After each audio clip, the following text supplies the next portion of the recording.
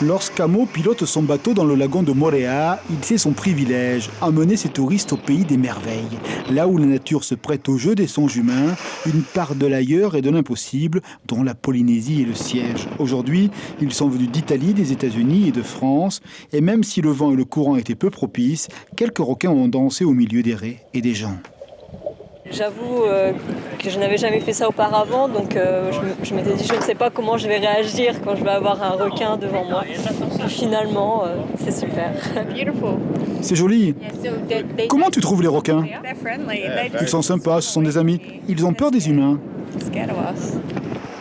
Bien sûr, tout cet univers paraît docile, apprivoisé, comme un balai naturel, complice. Mais à chaque fois, les prestataires de services répètent les consignes avant le plongeon.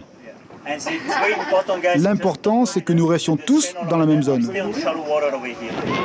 Ici, pas d'attaque de requin, le pointe noire est reconnu pour son amabilité, contrairement au requin bulldog dont les mâchoires n'hésitent pas à croquer de la chair humaine. En outre, à Moorea, pas d'aliments en quantité jetés aux poissons.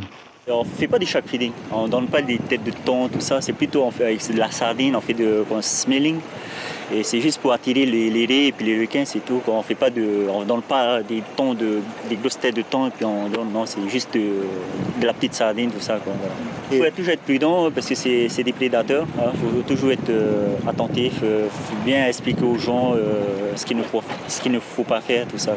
Ainsi, la problématique calédonienne est aux antipodes de la réalité polynésienne et les hypothèses parfois émises au nom du bon sens se trouvent infirmées par l'observation scientifique. Ce qu'il faut comprendre, c'est qu'aujourd'hui, en Nouvelle-Calédonie, il y a une sorte de shark feeding puisqu'ils donnent à manger aux requins, mais ce n'est pas à but écotouristique. En revanche, ici, en Polynésie, on a du shark feeding à but écotouristique. Il n'y a aucune preuve scientifique qu'il y ait une relation entre le shark feeding et les morsures sur les autres usagers de la mer. S'il y avait une relation, il faut se dire qu'aujourd'hui en Polynésie, on fait du shark feeding depuis les années 90, il y aurait des morsures toutes les semaines. Moorea et son spot communément touristique restent incontournables en Polynésie et leurs dents de la mer sont une pépite d'or pour créer des souvenirs de frayeur domptée pour le reste d'une vie terrestre et sédentaire. L'information en continu sur Polynésie la première, Internet et réseaux sociaux.